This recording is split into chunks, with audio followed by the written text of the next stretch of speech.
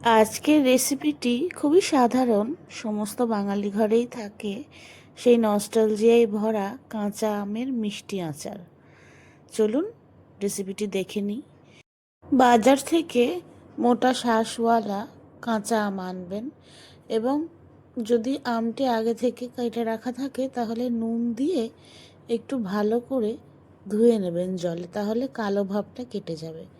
এরপরে শুকনো খোলায় শুকনো লঙ্কা আর পাঁচফোড়ন আর মৌরি এই সমস্ত দিয়ে তাতে কিছুটা লবণ দেবেন, বেশ অনেকটাই লবণ দেবেন। তারপরে সেটিকে ভেজে নিয়ে একটা পাত্রে রেখে কিছুক্ষণ ঠান্ডা হওয়ার পরে সেইটা মিক্সিতে গুঁড়ো করে ফেলুন। মিক্সিতে এমনভাবে গুঁড়ো করবেন যাতে তার মধ্যে কোনো গোটা মশলা না থাকে। দেখুন, আমি একেবারে মিহি করে গুঁড়ো করে নিয়েছি। এরপর কড়াইয়ে সর্ষের তেল গরম করে তার মধ্যে শুকনো লঙ্কা আর পাঁচফোড়ন দেবেন। এরপর একে একে সমস্ত আম যেগুলো ধুয়ে রেখেছিলেন সেইটা দিয়ে ফেলুন। খেয়াল রাখবেন আমগুলো যাতে জল ঝরানো থাকে। এরপর খুব সুন্দর করে আমগুলি ভেজে নিতে হবে। এই ভাজাটাই কিন্তু রান্নার মূল বিষয়, কারণ ভালোভাবে না ভাজলে আমগুলো ভালো করে সেদ্ধ না হলে ভালো আচার হবে না। দিয়ে দিন এর মধ্যে হলুদ গুঁড়ো আর অল্প নুন। মাথায় রাখবেন যে যখন আমরা মশলাগুলো গুঁড়ো করেছিলাম তার মধ্যে বেশ অনেকটা নুন ছিল, তাই দ্বিতীয়বার নুন দেওয়ার সময়ে নুনের পরিমাণটা কিন্তু বুঝে দেবেন। এইবার ভালো করে আমগুলোকে ভাজাটাই এই রান্নার মূল চাবিকাঠি, কারণ ঢেকে ঢেকে না ভাজলে এই আমগুলো ভালো করে সেদ্ধ না হলে তাহলে আচারের ভিতর চিনি বা গুড়ের সেরাটা ভালো করে ঢুকবে না। তাই দেখুন, আমি বারবার ঢেকে ঢেকে আমগুলো ভেজে নিয়েছি। বাজার থেকে যেই গুড় আনবেন সেটা যেন দানাদার হয়। দোকানে বলবেন যে আমি আচার বানাবো, সেই রকম ওনারা গুড় দেবেন, কারণ সব গুড়ে কিন্তু আচার তৈরি হয় না।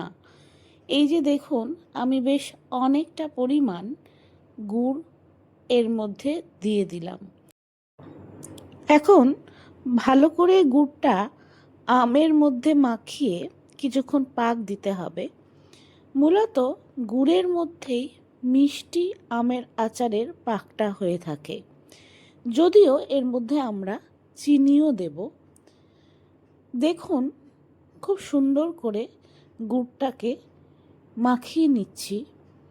এর মধ্যে এবার গুড়ের থেকে কম পরিমাণ চিনি, কারণ চিনি না দিলে সেই ভালো আঠালো ভাবটা আচারের মধ্যে আসে না।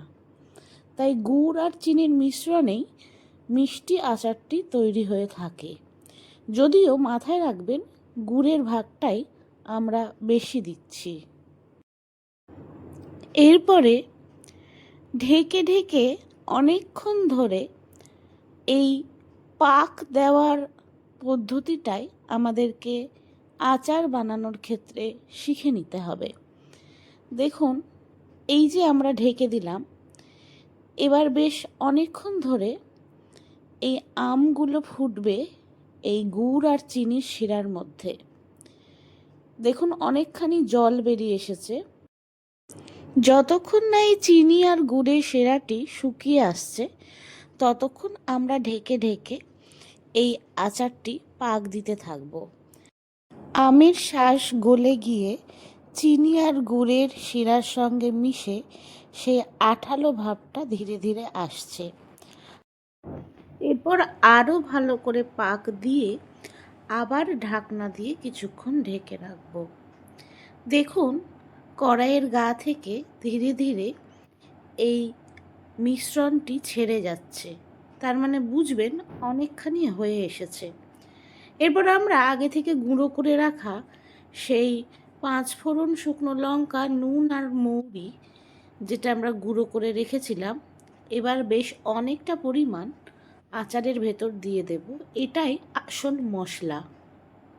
এর মধ্যে কিছুটা কাশ্মীরি লঙ্কা গুঁড়োও দিতে পারেন, আবার এটা কিন্তু অপশনাল, কেউ ইচ্ছা করলে নাও দিতে পারেন, কিন্তু এর ফলে বেশ ভালো একটা লাল রং আসে বলে আমরা এই আচারের মধ্যে কিছুটা শুকনো লঙ্কা গুঁড়ো দিই।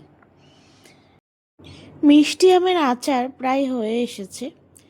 এরপরে আমরা একটু মিডিয়াম টু হাই ফ্লেমে রেখে একটু ভালো করে আচারটাকে শুকিয়ে নেব। আমরা এই আচারটা হয়ে যাওয়ার পরে ঢেকে সারা রাত রেখে দিয়েছিলাম। তারপরে সুন্দরভাবে এই আচারটা জমে গিয়ে পরের দিন অসাধারণ একটা টেক্সচার নেবে। এই দেখুন, সকালে ঢাকনা খোলার পরে আচারটা এইরকম একটা টেক্সচার নিয়েছিল। এরপরে আচারটিকে কাচের বয়ামে রেখে যতদিন পারেন রোদের মধ্যে রাখবেন, তাহলে আচার অনেক দিন পর্যন্ত ভালো থাকবে।